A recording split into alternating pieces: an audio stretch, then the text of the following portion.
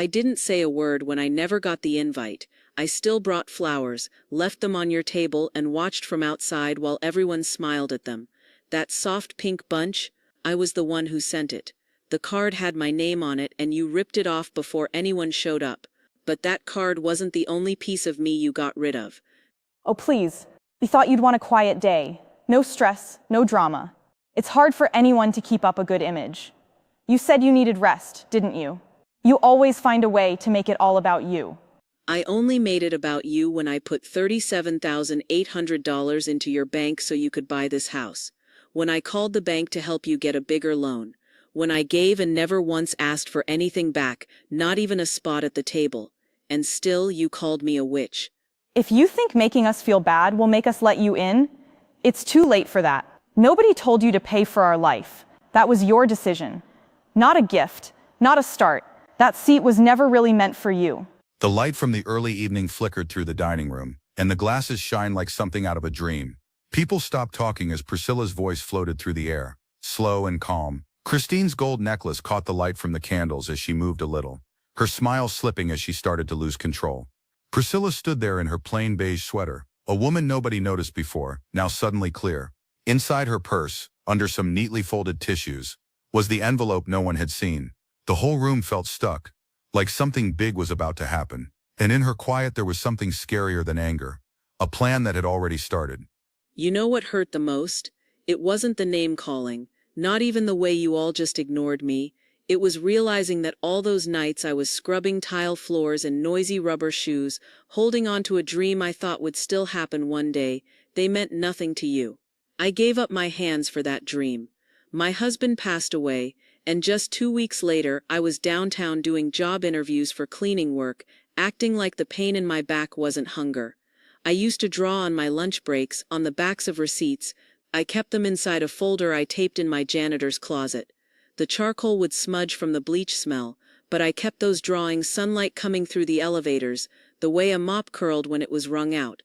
I never told anyone I almost sold his watch, that gold Omega watch, the only thing he left untouched, just to pay the electric bill before winter came. I never said a word. I kept it to myself. I knew you wouldn't ask. You never did. You all just showed up and acted like everything was fine. You called barely getting by, support. But it was all me. I made meals with just a few coins, drank chamomile tea to keep the loneliness down, and smiled at birthday parties, even when everyone forgot mine. You never even knew I had a second job, did you? What do you want, clapping? Are we supposed to go back in time and give you a big round of applause every time you talk about this? Women like you always hold on to these kinds of stories like they're something to trade. Some of us moved on.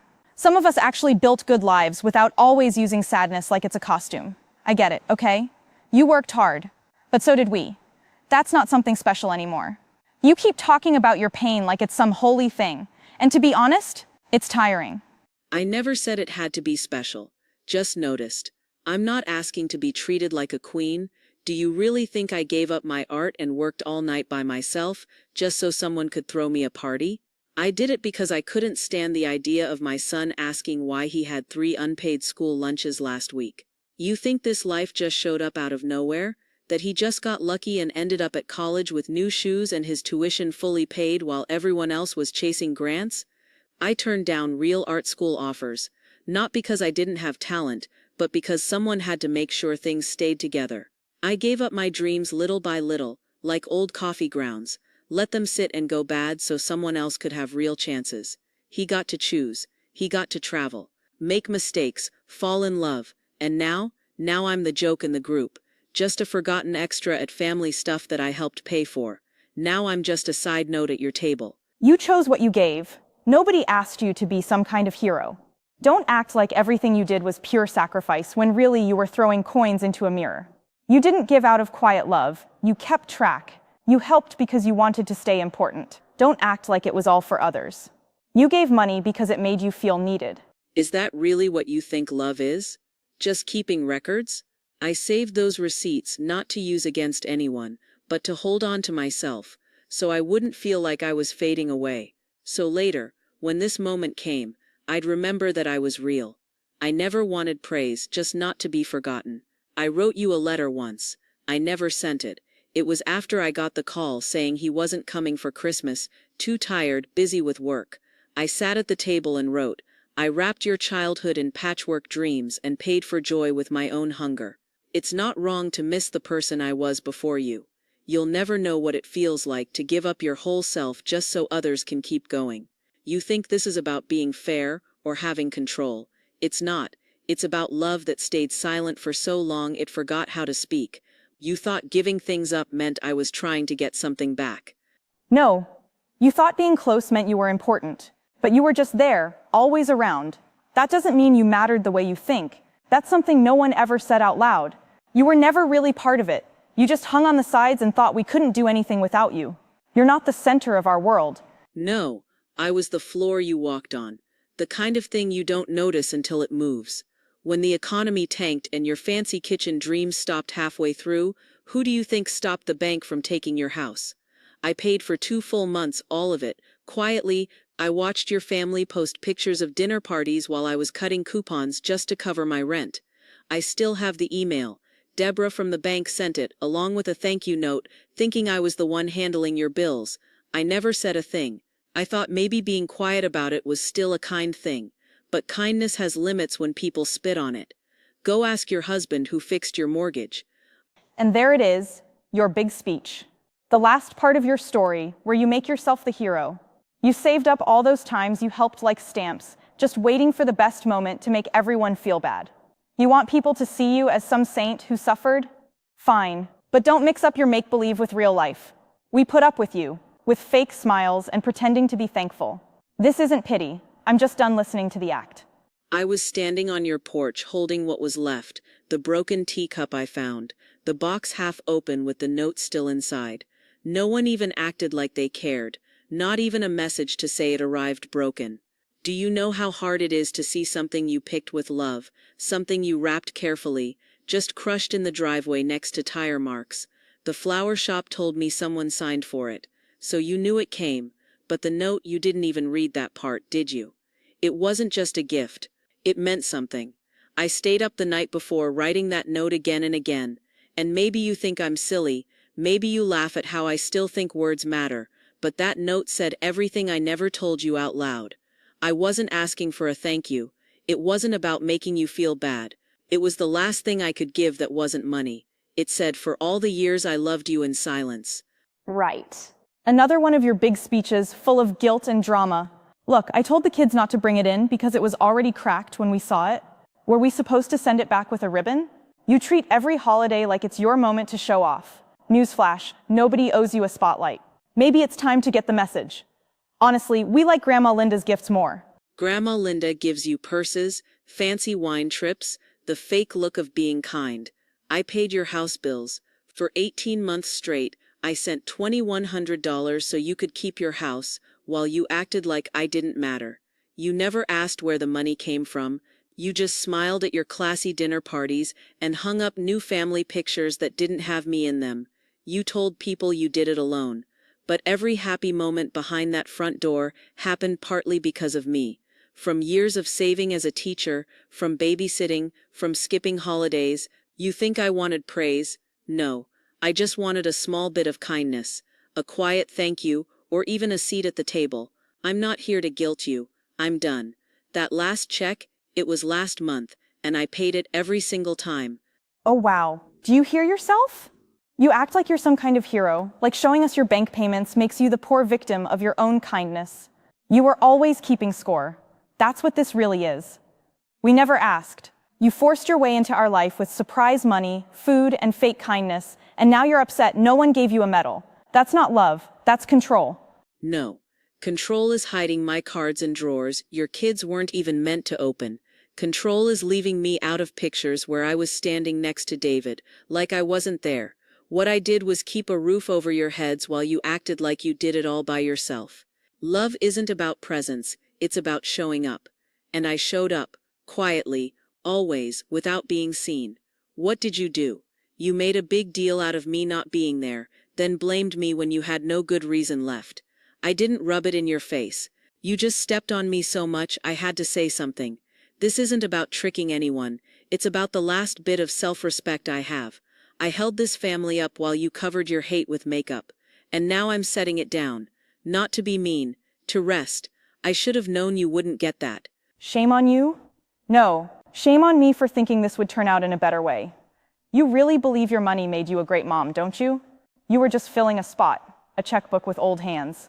We handled real life, birthdays, picking up the kids from school, with or without you. You're not part of this family. You're like a ghost sitting at a table that was never set for you. Then let's stop this ghost story. I called the bank yesterday. No more quiet deposits signed Love Mom in the note. No more quiet help going to a house that never let me in without treating me like I was less than you. I used to think not saying anything was my way of giving. But keeping quiet turned into helping the wrong thing. That stops now. Do whatever you want with your future. Handle your own image, fight your own fights, but now it's with your own money. My hands were shaking when I stopped the payments. Not because I was scared, but because I felt free. I've been paying for the life of a woman who can't stand me, and that part's my fault. No more monthly money for a house full of hate. You said I was invisible? Good. Then you won't even notice I'm gone. The money will not be sent anymore. You selfish woman. You think this makes you strong? You're tearing everything apart. Your son's life, the house, the kids' safety. For what? Some sad little show where you finally walk out? Fine, but don't come back when it gets colder than you thought. You'll wish you hadn't done this when you're sitting all alone. I've started painting again, mostly with watercolors. It's nothing fancy, just a quiet joy. It feels honest, because the brush only moves when I move it. Lately I've found some people who don't need me to prove I'm worth listening to. We sit around a wobbly table with old mugs and paint on our hands, and no one cares who I used to be or who said I wasn't good enough. They make time for me, and they mean it. I stopped hoping for phone calls and started going to places where being quiet doesn't hurt. I never knew how heavy it feels to just be put up with until I felt what it's like to be truly welcomed. There's this woman named Martha. She brings fresh pears every week and always remembers my favorite shade of blue. I missed being remembered. That part of me, the one who used to dream she didn't die. She just stopped speaking up for a while, but she's back now, and she doesn't mind what I bring with me. Wow, that's nice. I mean, good for you that you found that little painting thing to do. Honestly, you being gone was probably the best thing for everyone. Things are normal now without you hovering around, keeping score of every little favor. We can finally breathe, no tiptoeing around, no weird guilt trips, just a house that feels normal again. We finally feel some peace here. Peace. That's a funny word. You don't usually see it in letters about losing your house, or in piles of late bills in your mailbox. You know what peace means to me now? Eating breakfast without having to wonder how much that quiet will cost me. For a long time I thought being quiet kept me safe, like if I stayed out of the way I'd finally be accepted. But that never worked. Wanna guess how fast the bank called me after the money transfers stopped? 2 days. That's how weak your peace really is. Just a number in a system gone. And now that quiet you love so much feels empty. I used to think loving someone meant saving them before they noticed everything was falling apart. I don't do that anymore. Let them see the smoke. When the money stops coming, the peace disappears too. You really think you can throw that in my face? This was never your home. Not really. You were just passing through. Just taking up space. Don't act like you built anything here. Because you didn't. You tried to buy love like it was on sale, and it didn't work. You left. So stay gone. Left? No. I stepped back. That's not the same thing. And while I've been gone, I haven't just been painting. I've talked to people who understand this stuff. Money experts, a lawyer. Looks like when you put in more than $300,000, it's not just about feelings, it's about what you actually own. I kept track.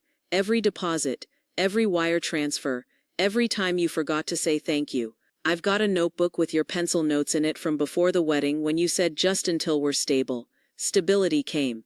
But saying thank you never did. But feelings don't decide things, do they? Facts do. And based on the facts, I have more legal rights than you ever thought I would. I've got proof and a lawyer too. You'd really destroy your whole family just to prove a point? Every kid, every memory in this house, you'd throw it all away just to show you mattered? You're even colder than I thought. Or maybe he never meant much to you after all. He meant everything. That's exactly why I'm walking away now. When you really love someone, you don't make them sit in the middle of a mess and pretend it's fine. You don't drop blame on them and call that love. I loved him enough to pay the bills when no one else did. I loved him enough to stay quiet when I should have spoken up. And now, I love him enough to stop lying to myself that what you do is helping him. He's falling apart, and you just give him your anger wrapped up like a present. I'm not leaving because I stopped loving him. I'm leaving because I finally understand this isn't what love looks like. I love him enough to let the house fall down. You think you're the good guy, saving people with your little painting hobby? Please. You're just some angry shadow with a paintbrush. Nobody's impressed. Let's see how far your little pictures get you. Ugly ones, just like the paintings. The gallery called me 2 times. I didn't answer the first call. I thought maybe they dialed the wrong number or meant to call someone else. I looked at the voicemail for 3 days before I called them back. Even when I did, I almost hung up in the middle. It's strange how silence can mess with how you see yourself. I used to fill my life with chores, bills, and cooking. I always thought if something looked really beautiful, there's no way it came from me. When they said they wanted to show my painting, the watercolor of the garden in spring, the one with the tiny forget-me-nots, I couldn't breathe for a whole minute. I wasn't even proud, I was just shocked, like finding a letter you thought was gone forever.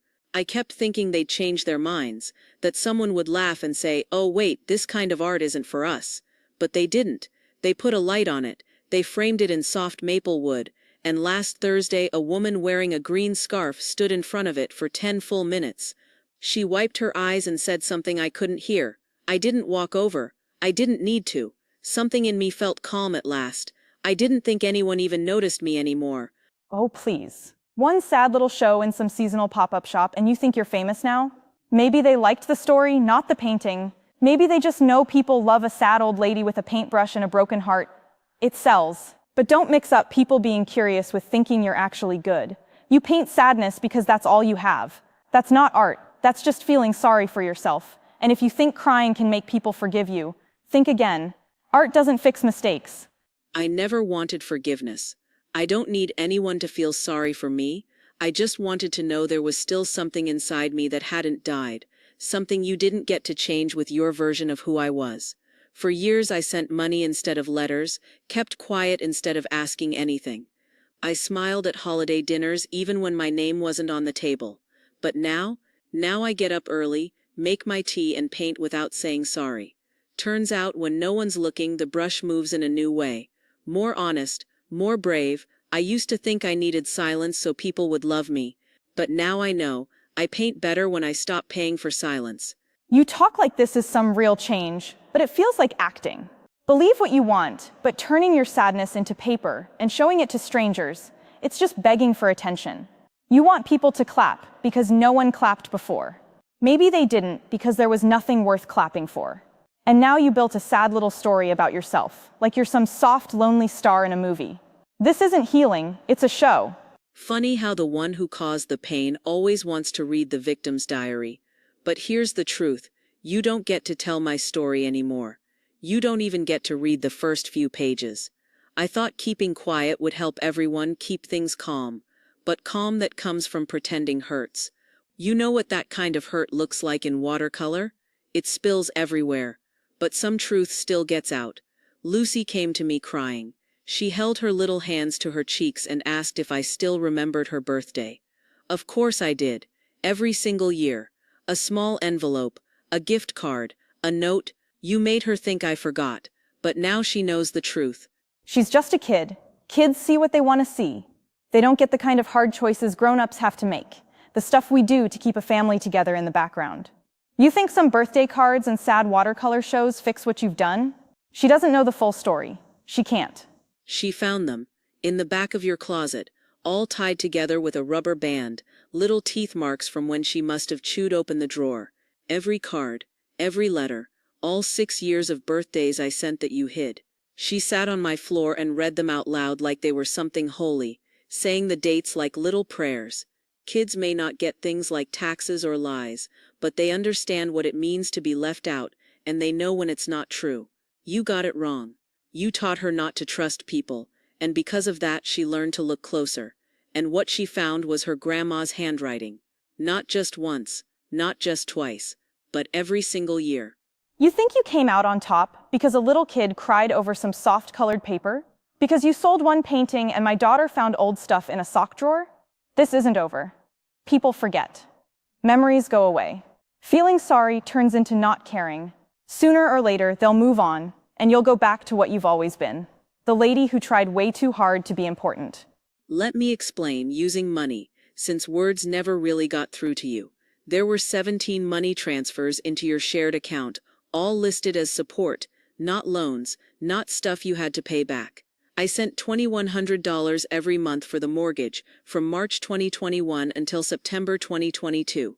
There were 2 cashier's checks. I helped with the down payment and closing costs, altogether $48,000. I paid for your classes 6 times during the time your husband kept switching jobs, and I put money in your account 5 more times, marked as holiday relief.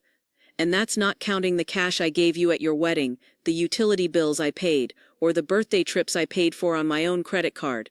I won't give you the full list, but I've got it full printout from my bank, all marked up by an outside money expert. Feel free to check the dates yourself. I waited, you know.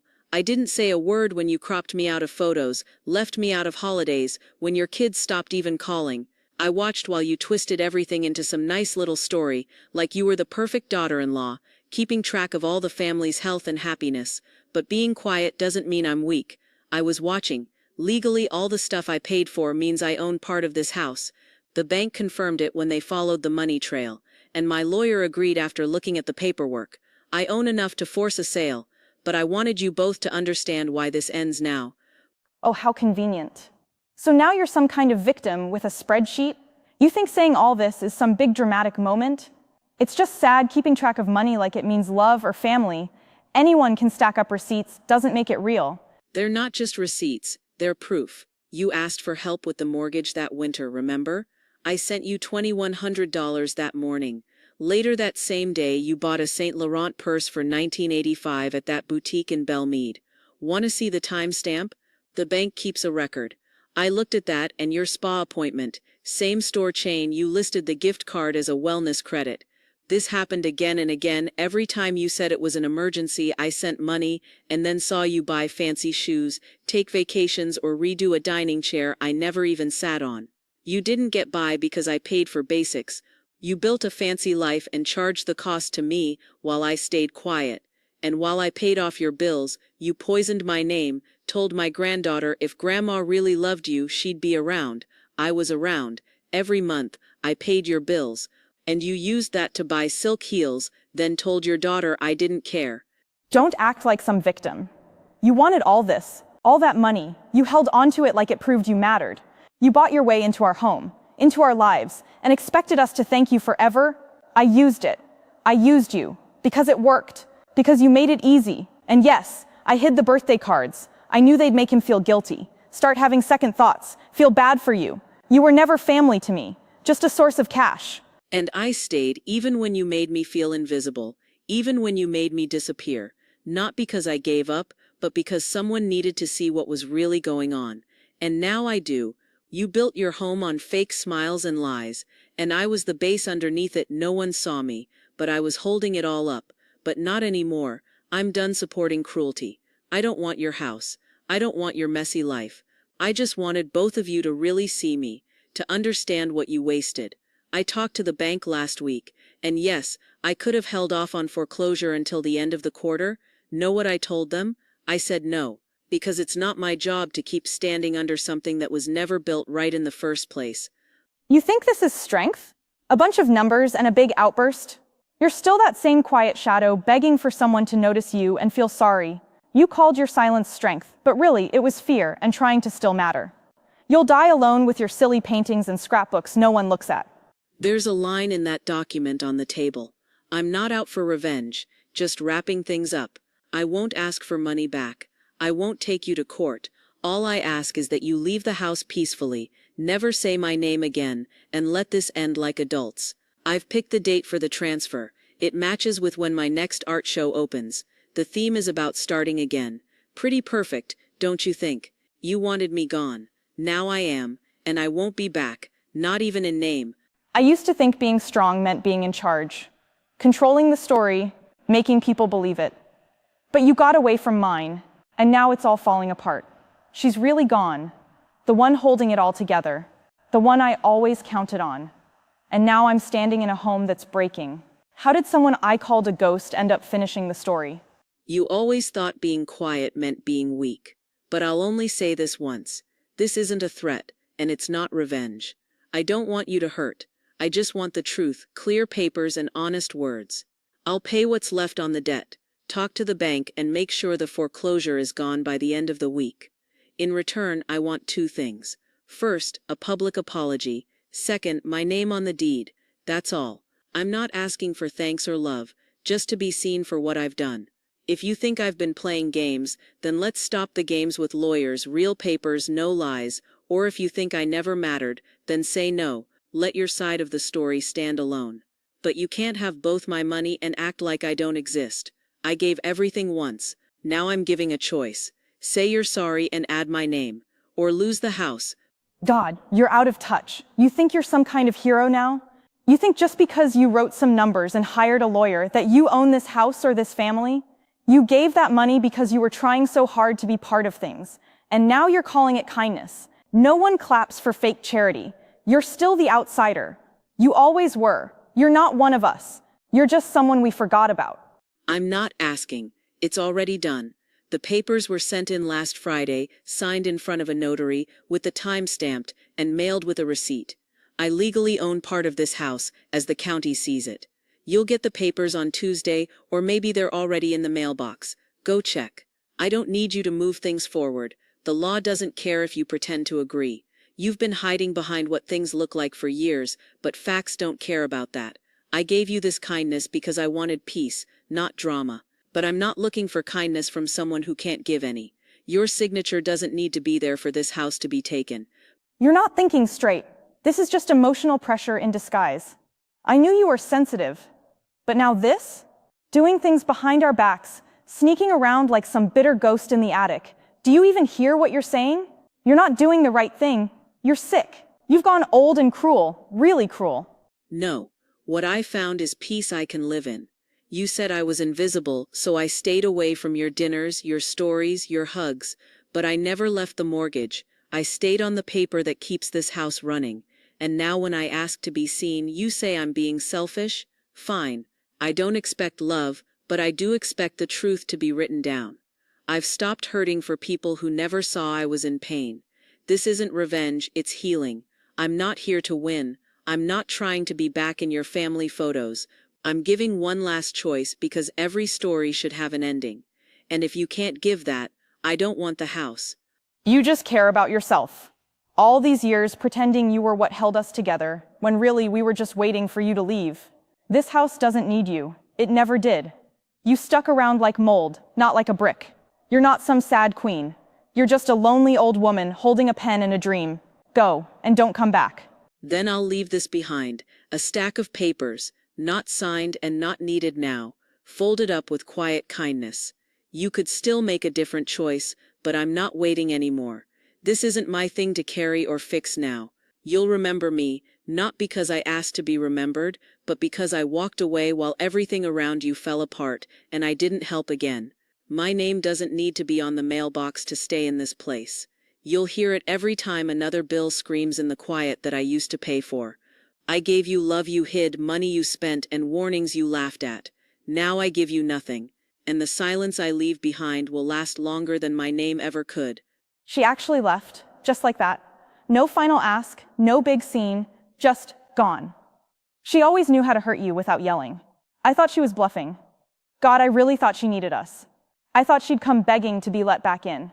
But her keys are still on the hook. And she didn't even shut the gate. She meant more when she was gone. You told everyone that I was gone, that I left because I was angry or full of myself. But the real reason is much simpler. I just wanted peace, the kind you can't get with fancy table settings or making lunch plans. Do you know what Lucy did last week? She slipped a card under the gallery door. It was a crayon drawing of a tulip and a little note that said, "You're still my favorite artist."